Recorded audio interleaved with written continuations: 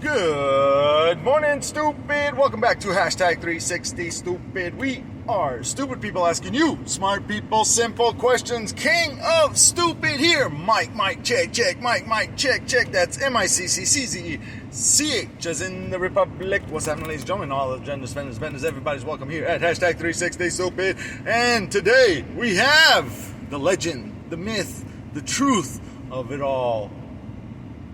Nathaniel, Nasty Nate, I think is Nasty Nate's in the house. Recognize, send the deposits, mofos, because we're money talking, money making. Bro, we got some great plans set up. We do. We Tiny home on wheels. Tiny home on wheels. There's it's Kids Playhouse. Big market. We already got the we've got the brains. We've got the what else we got going on? We've got we've got real estate Fost. Fost cares. The real estate. Which are real estate man. choice. I've got a damn injury settlement. Oh man, we are making it off. happen. We are setting up the plans. We got the image. We got the dreams. We're gonna make it real. What do you think? Yeah, absolutely. What are you gonna do with so much money?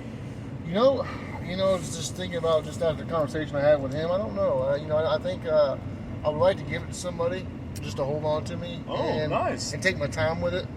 Don't think I need to go buy a PlayStation 5 or a new big TV and buy. Oh no, I mean like once we get our once we get business, established in it. Like yeah, let's say you're making 100,000 a month or something, where you can literally just whatever you want to do. I would still try to be smart with it. I would get a reasonable house. When I say reasonable house, I'm talking. Once that's done, you got your own place, you got all the payments, the bills, all that. You just literally have travel, 20,000 extra a month. If I can travel with my job, if our businesses allow us. Oh yeah, the travel. conglomerate, brother.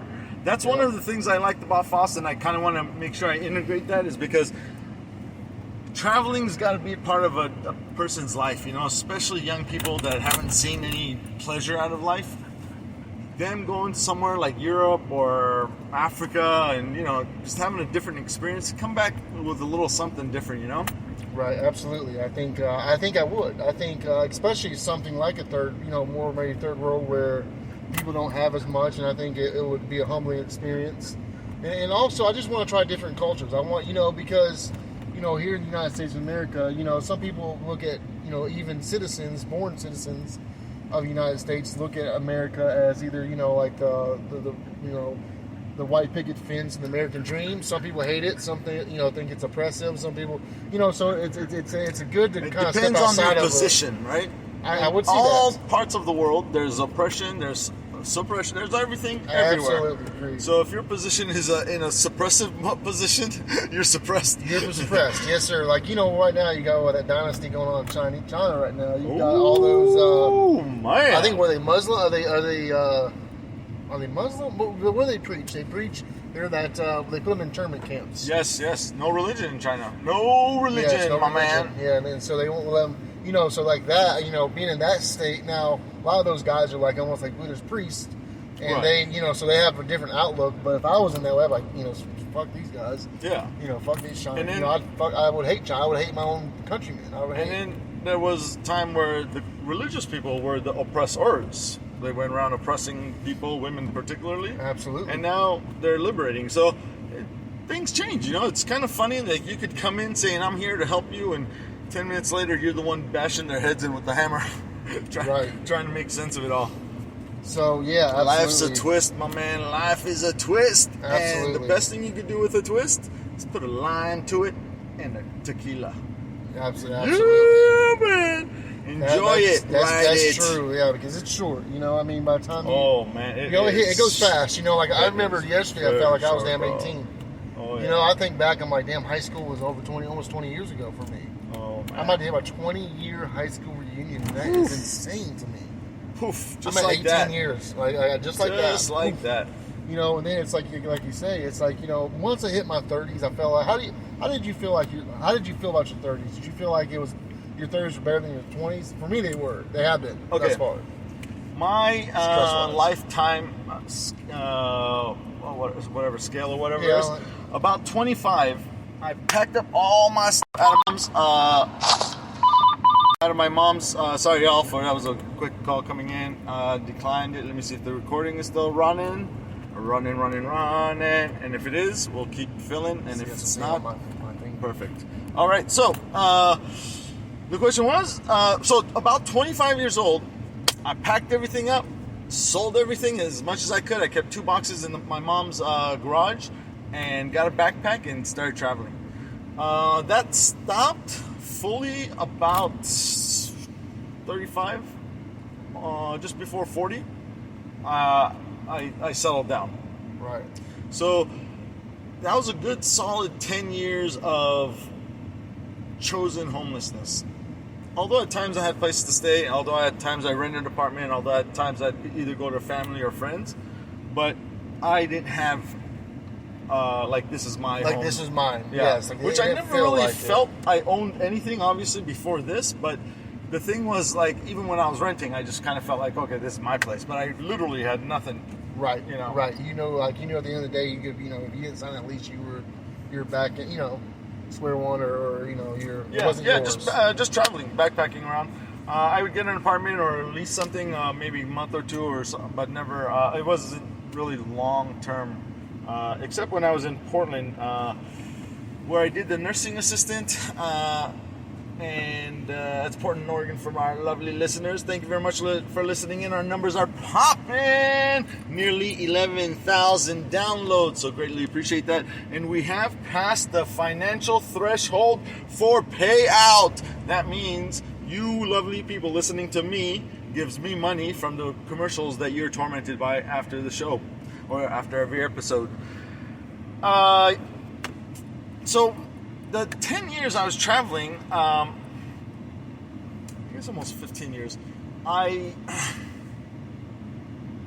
had cars, I had apartments, but I never truly felt like this is my thing. When I got this property, I kind of felt that, like, this is it, this is my place, and I kind of feel that still as the owner, but I can't say, like, my heart, this is my home. Right. It's an investment opportunity. It's not a home. Absolutely. But I wouldn't say Portland. I mean, Phoenix is my home, is what I'm saying. You don't feel like it is, or you do? No, I don't. There's nowhere I could genuinely have a sensation that I could tell you this country, this state, this place, any part of the planet. You really don't think there's any part of this planet you can step onto and say, and have that feeling like this is home? I don't know if I can. It hasn't happened yet. I don't feel it now. Okay. When I was at my mom's home, I always thought that was home. But then when I started traveling and I grew up and I was like, oh, shit, that's actually under her name. Right. And she gave it to my brother. So none of that was my home. So that, brought up some fundamental questions like, what is a home?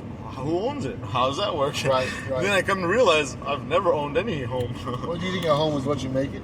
100%. And that's what I say when I say my heart. I don't feel like, I've been in Portland.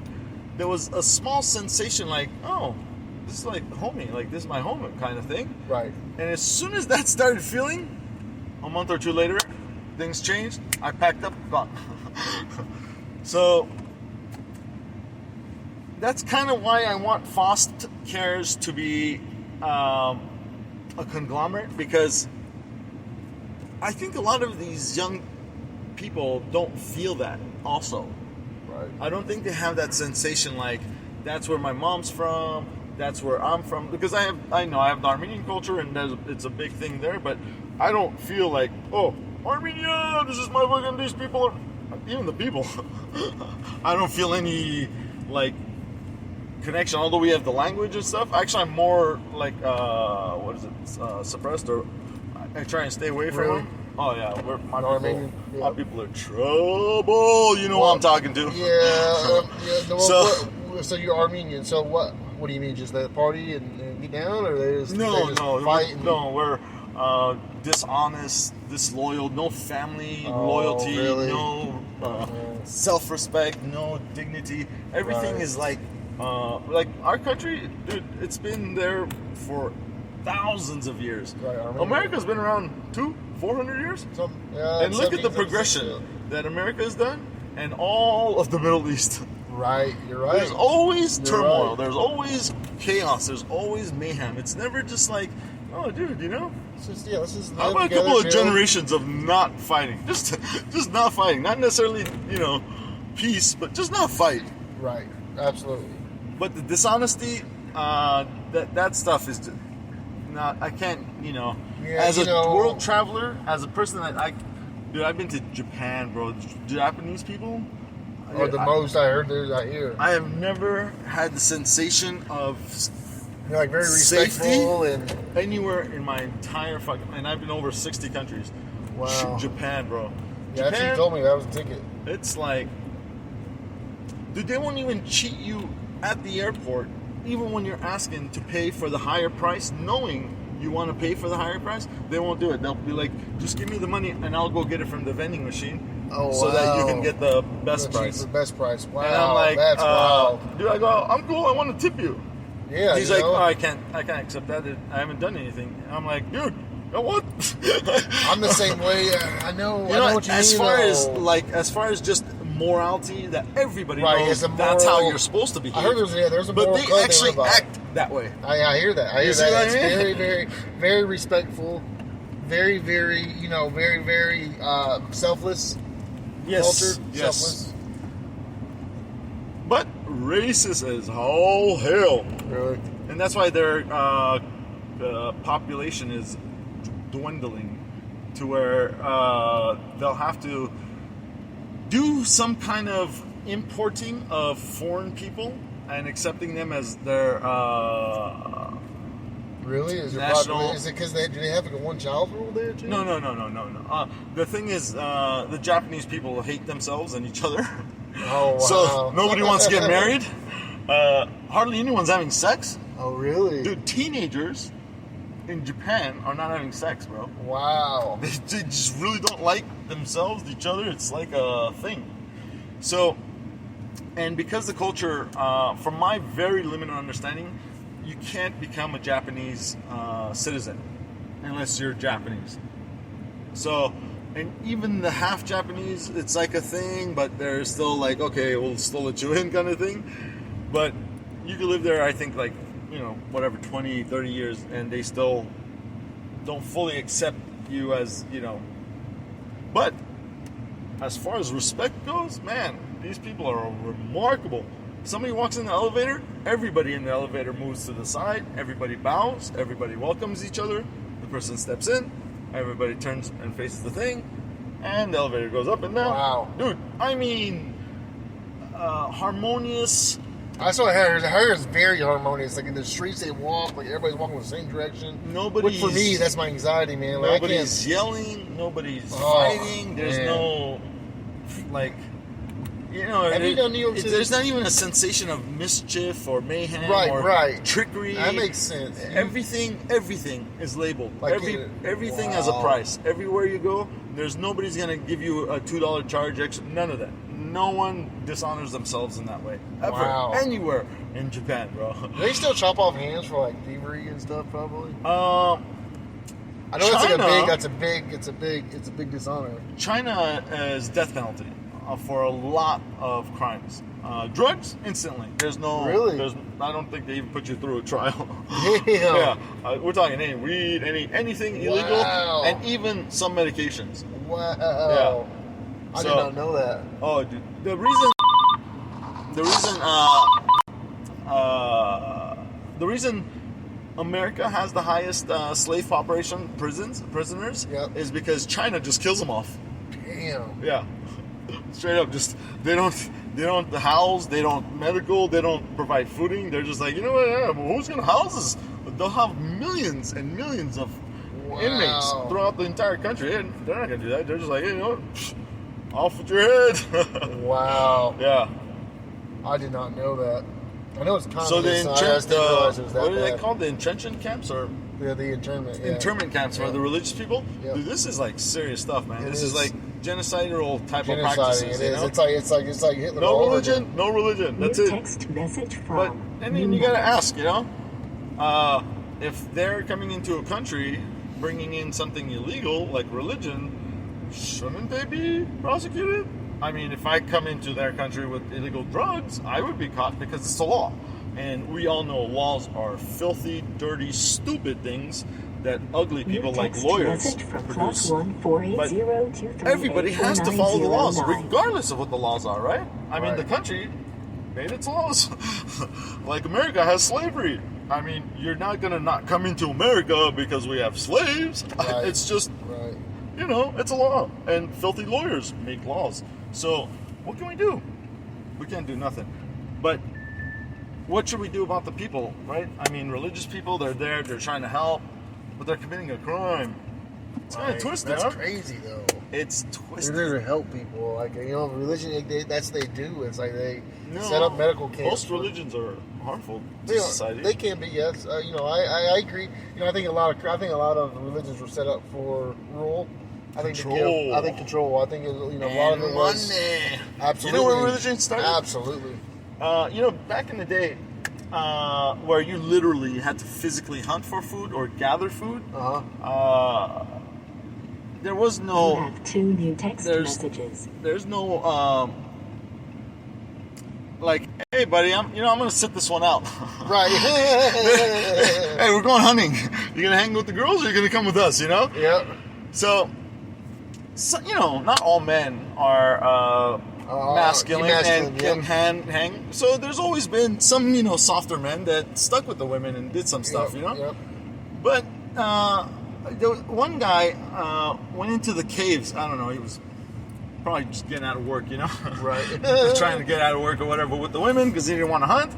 So he's in the cave and he's hanging around, and that cave actually ended up becoming a big spiritual site because that guy is, from whatever records they have, is the beginning of all religion. Oh wow. Because before religion, there was no time there was for no- people to sit down and be like, hey, what do you think of God? Because it was always like, dude, we gotta go kill that animal. You go kill the animal. You gotta catch the animal. Bring your animal.